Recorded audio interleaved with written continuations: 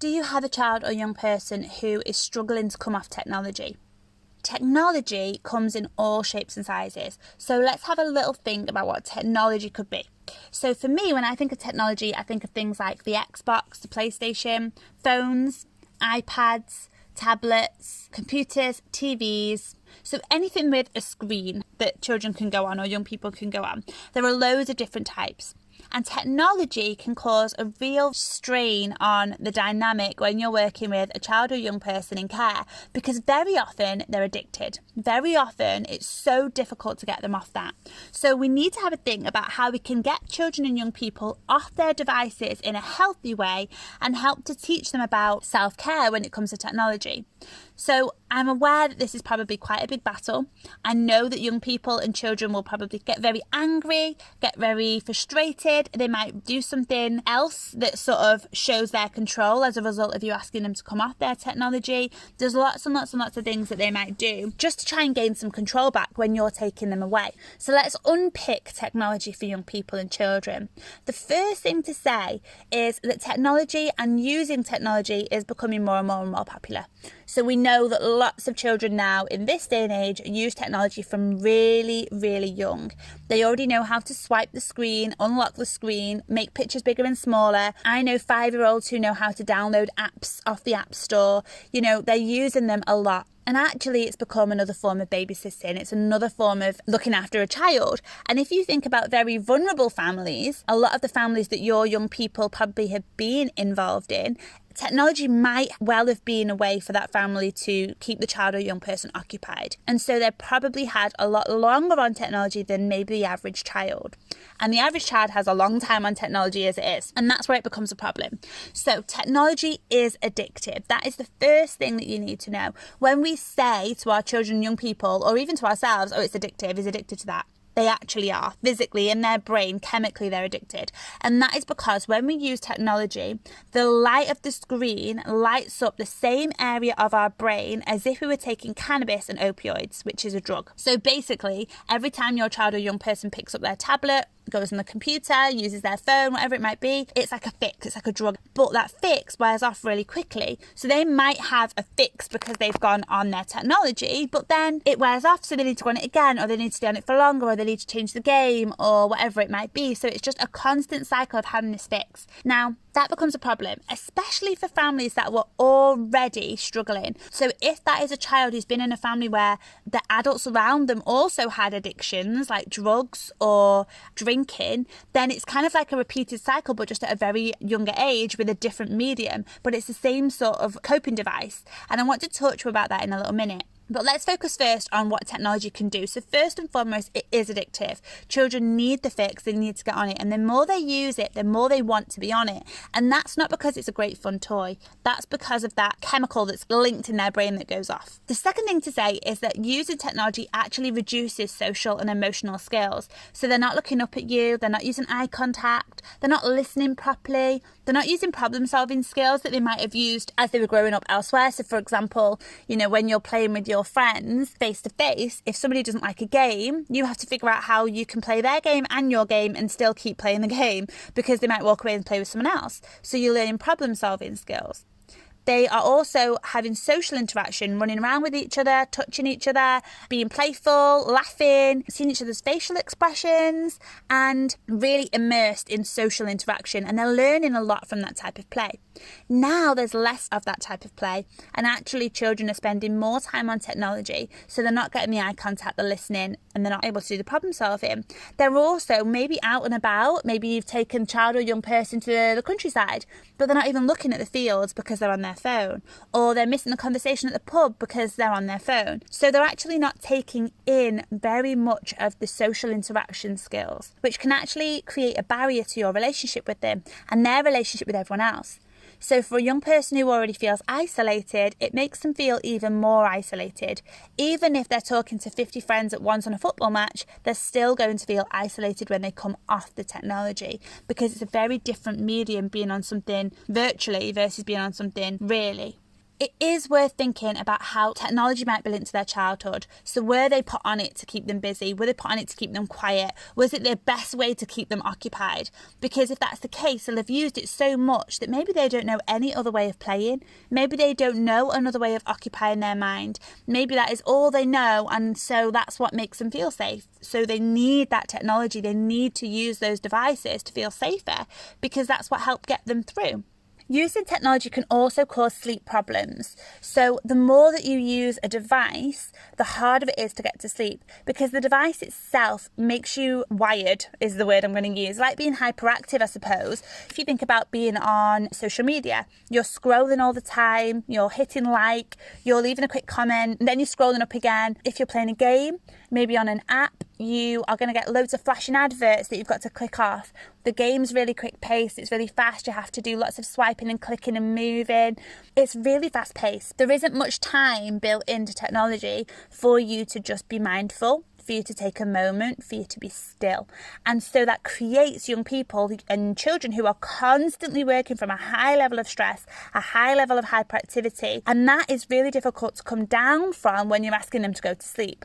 So a key thing here is how long that they're on their technology for, and also when they come off it, because their brain needs time to really come down from that, settle, reorganize itself, refocus itself, and release some of the stress hormones before they can sleep. So it can cause sleep problems. So those children who fell asleep on the Xbox when they were at home, those children who still fall asleep on their Xbox now, if you've got young people in a care home, children who are on their phones under their bed for long periods of time before they go to sleep, all of those things can cause sleep problems. Now you might be saying to me, well, they do sleep. Absolutely, but are they getting a good sleep? So some of them will wake up frequently through the night. Others might find that they struggle to settle before bed and it takes a long time. Some will feel like the sleep that they had just wasn't a great sleep and they didn't actually feel like they'd fallen asleep and had a rest, and they're still stressed when they wake up, and they're still anxious when they wake up, and they still feel unsettled when they wake up. Technology can also cause high anxiety and stress for that same reason. So again, the higher levels of stress they've already got in their body from their childhoods, so they're working from a place of stress anyway, they've got high levels of stress to keep them safe. You know, we have stress hormones running around our body all the time. If you're a child who's been through trauma, those stress hormones don't go away because you're waiting for the next thing to happen. You're waiting for the next bad thing, and you've got to keep yourself safe. You've got to be ready to go into fight, flight or freeze. You've got to be ready to fight back or to run away or to hide. So you can't let the stress hormones out your body. So children in care already have very high levels of stress hormone running around their body. When they go on technology, the hyperarousal, the fast pace, the quickness of it all, the instantness of it all of those things creates more stress.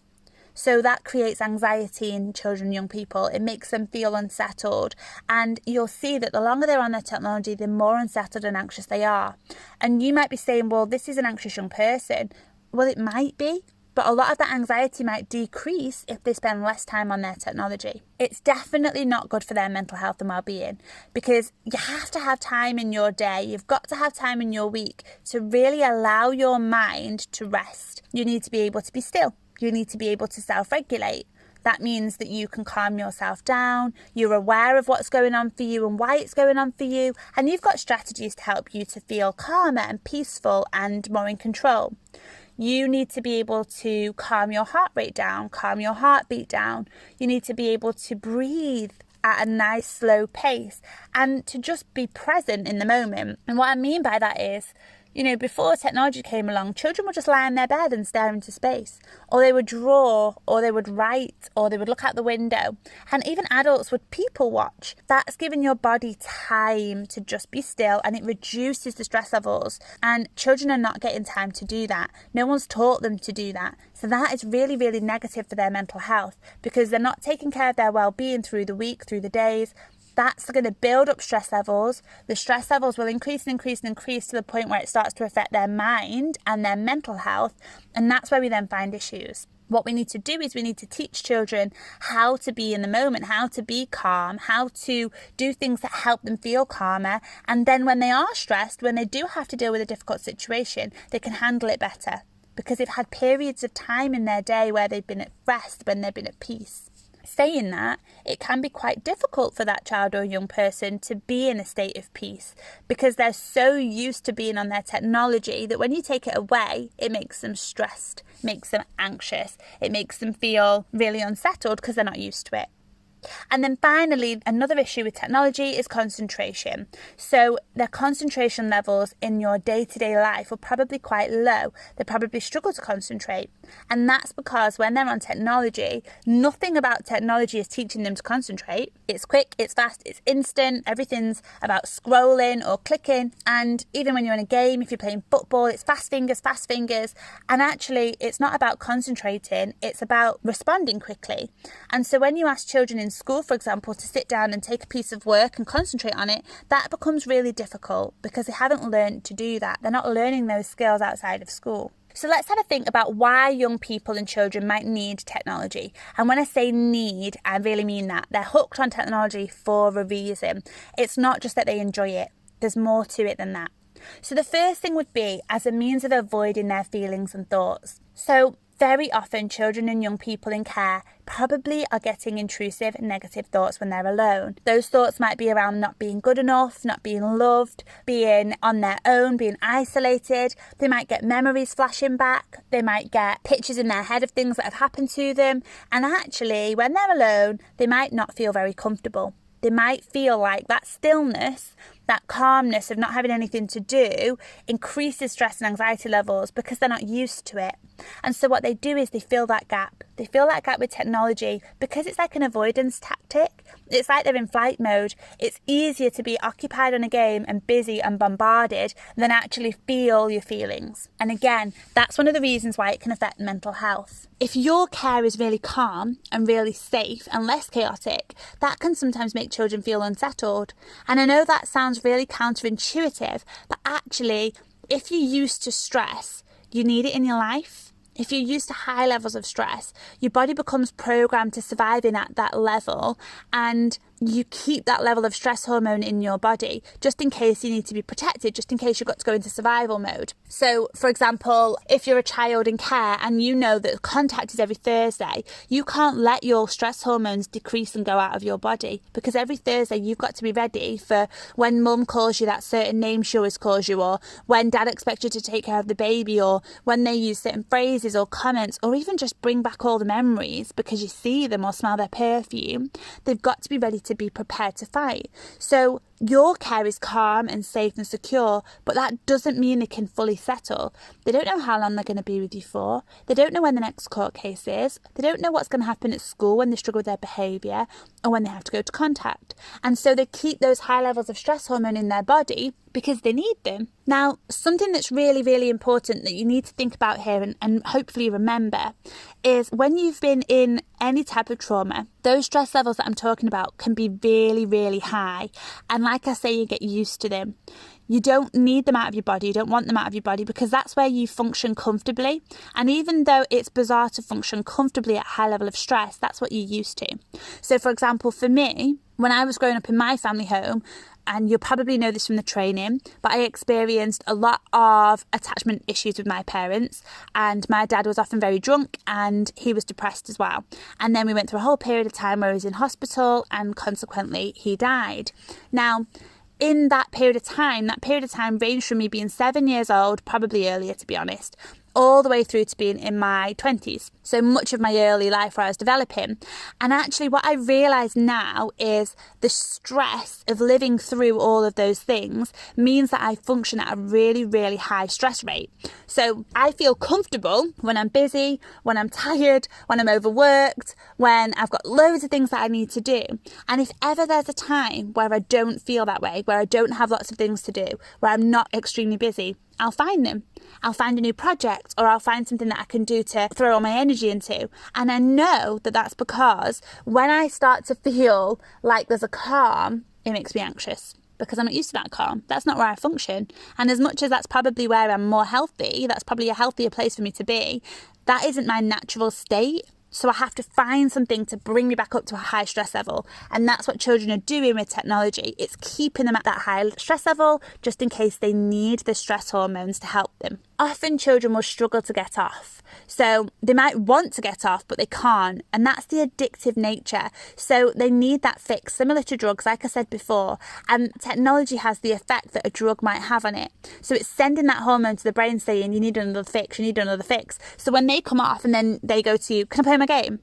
And you think, you've just been on your game an hour ago. It's because their brain is going, I need a fix, I need a fix, I need a fix. And you have to akin that to somebody who's on drugs and be able to approach it in the same way. So instead of expecting them to just come off and listen, then they probably have a bit of withdrawal symptoms, and that's okay because that's what they're used to because they've been on it so much and so long. Finally, they might feel more connected to their friends on social media and technology, and that makes them feel validated, it makes them feel wanted. They're on their headsets talking to their friends, they're on WhatsApp talking to their friends, and maybe again the feeling of not being in constant communication with people makes them feel alone and makes them feel their feelings. So let's have a think about what you can do. First thing, just like anything else, you need to teach them how to use technology and develop healthy habits around it. So you wouldn't let them eat sweets all day, and you shouldn't let them play their games and technology all day either.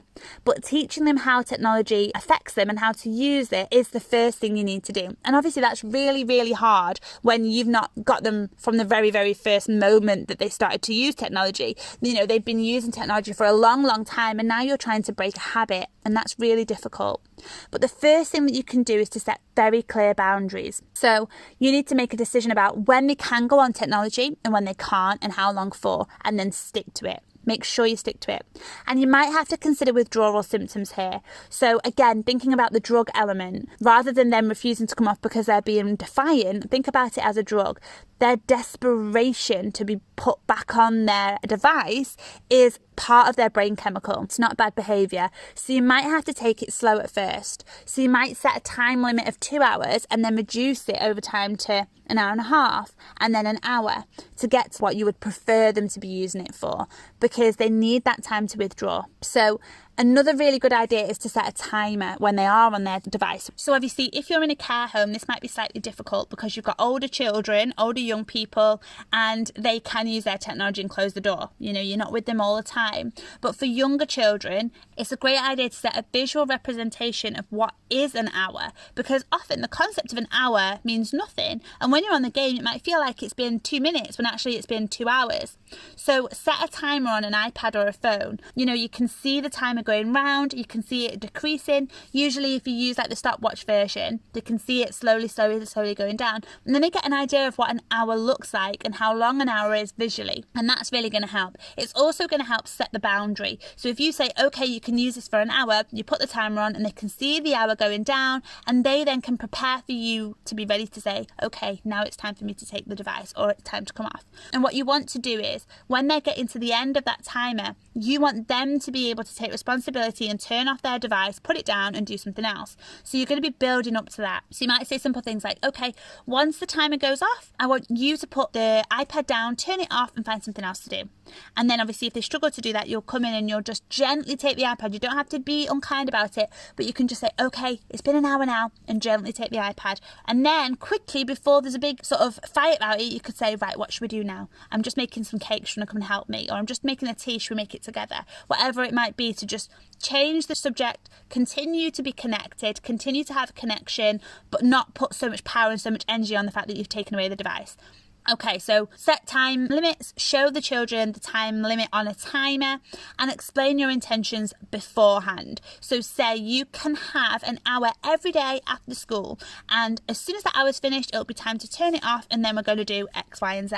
And then you need to give them something in between to fill that time. So it might be that you say you can do some drawing. So maybe print out a load of colouring pages of things that you know the child or young person is interested in, so that they then have got something else they can do that's just as fun and just as engaging. Maybe you can encourage them to write songs, or you could go for a walk, or you could say they could go on their bike now. Maybe you can encourage them to do some Lego or some reading. Whatever you can encourage them to do is a great next step, and obviously it needs to be age appropriate. But don't be afraid of encouraging a young person from 11 onwards to do something like Lego or Meccano, because actually that's a developmental gap they probably missed. They probably need to revisit that, and so giving them the opportunity to go and create some something with Meccano is probably a really, really great way for them to calm their bodies down, regulate their heartbeat, regulate their breathing, reflect, relax, and that's really going to help them. And they'll realise after a certain amount of time they enjoy that, they quite enjoy doing that. So there's lots of different things that you can put into place. All of those things encourage them to calm their bodies down. When you're setting your boundaries, be extremely clear. Set the expectation initially, then follow through. When it's time to turn it off, it's time to turn it off. Don't get into a negotiation or a discussion. Don't say, oh, okay, you can have 5 more minutes, you've not quite finished the game. It goes off at the end point of that hour every single time, or whatever the time frame is. And then they need to move on to something else. You need to do that every single time, day in and day out, day in and day out, because if you change it, they will think, okay, the boundary actually can be pushed. Once you've taught them they can push the boundary, they'll find that push as many times as they can. Even if you're really ironclad for another 12 weeks, if you've pushed once, they'll continue to push to try and give in, because you've told them that maybe sometimes it isn't the rule. So they'll find out every single time, maybe this is the time it's not the rule. You've got to be really, really consistent. And that's going to keep them feeling safe, it's going to keep them feeling secure, and it's going to help them to understand that you're the adult, you're in charge, you can take care of them, you can put boundaries in place. Very often it's because they've not got boundaries that they feel overwhelmed. Everybody in the house also needs to be working from the same page. So if you are caring for the children or young people in a partnership, you need to both be on the same page. If you're in a young people's house or accommodation, you all need to be on the same page so that you're supporting those children through this, and it's all the same, it's all consistent. Otherwise, they'll just learn to play the system. Another thing that you can do is explain why you're helping them. So you might use reflective language like, you're a bit stressed and you're a bit worried today. The iPad or the Xbox or the phone actually can make that worse. Spending too much time on this can make you more angry and more anxious. So have an hour on it because I know you really enjoy it, but then I need you to come off it and have some time to let your brain relax. And then constantly say that. So it's time to let your brain relax now. So it's not about them. It's about you helping them, and that's the key. It's not about control, it's about me helping you. It's about me helping you calm your brain down. So it's taking the ownership away from the child and putting it on their brain as an external thing. And then when they're playing with their Lego or when they're reading, you can say, you seem really relaxed and calm now. You might even go over and sit next to them and join in and go, this is really relaxing, isn't it? And again, you're just making those brain connections that you don't have to constantly be on technology, and you need this time to relax. This time is helpful for you to just regulate yourself. And hopefully when they're not in your care anymore, they'll have experienced that so many times with you that they're able to put down their Xbox, they're able to put down their phone, even as an adult, and do something else that calms down their body, because they've got the experience of what that feels like. They probably never had that before. So actually you're teaching them about developing a life skill. You're teaching them about how to manage their own well-being and mental health for the future when you're not there.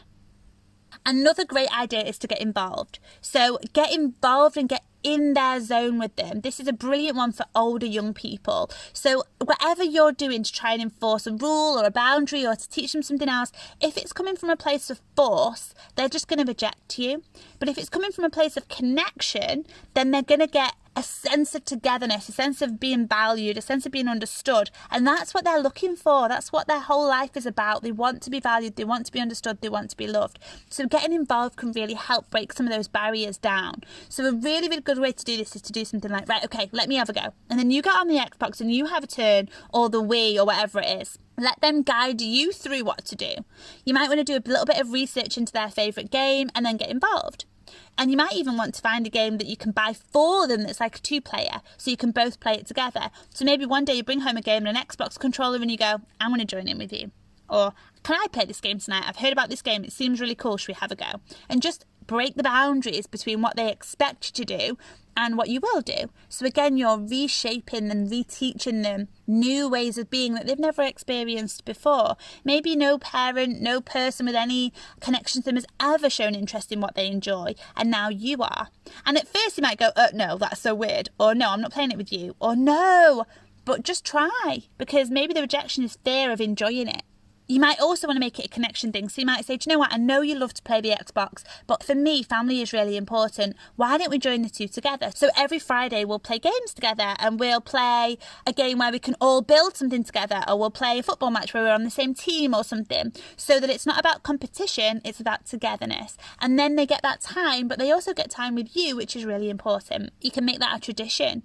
And then also it helps them to manage their usage from a place of connection. And then finally, you might want to do things where you all agree that there's going to be no technology. So we're not going to have any technology on a Sunday. We're going to do movie night, or we're going to do games night, or we're going to go for a walk together. And then everyone's got boundaries around their technology, and everyone's more present in the moment. Everyone's together in that moment. So there are lots of different things that you can do, but definitely being really consistent, really boundaried, and really, really reliable is the best thing that you can do to approach technology. All right, guys, I hope that's helped, and I'll see you again in another video.